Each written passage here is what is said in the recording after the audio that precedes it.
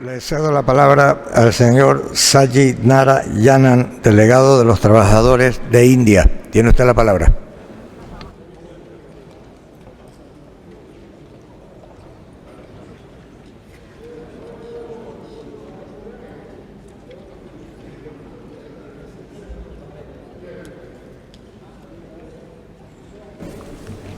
Respected Chair and distinguished participants, greetings for India.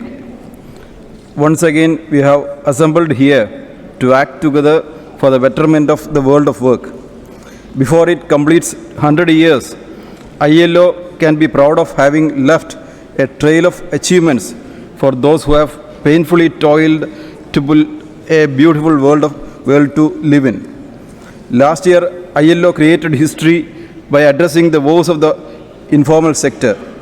Recommendations are not toothless tigers if member states approach it with a visionary zeal.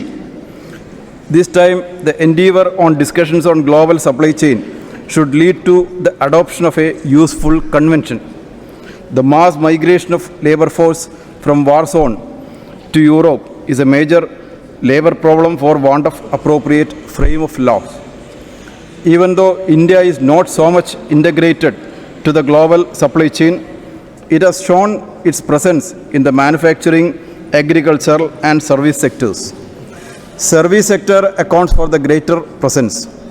Disproportionate profit accumulated at the end of the chain is what sustains the global players in a capitalist regime.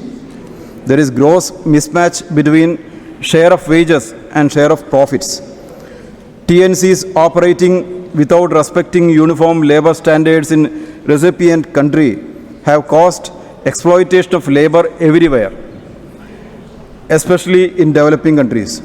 The workers in the supply chains are the informal workers in the formal sector. The workers in the global supply chain are made to suffer labor, democratic and human rights violations, precarious employment relations, non-enforcement of legal rights, violation of ILO labor standards including restricted freedom of association, low wages, lack of job security and social security benefits, gender discrimination, excessive working hours, forced overtime, poor working conditions, wage theft and child and forced labor. Majority of the supply chain garment workers in India are women. Migrant workers are also vulnerable in global supply chains. Craze for FDI compels national governments to ignore the decent work contents. The demand for establishing a global inspectorate is to be seriously deliberated. A new convention on tripartite fast-track courts to deal with labor cases is needed.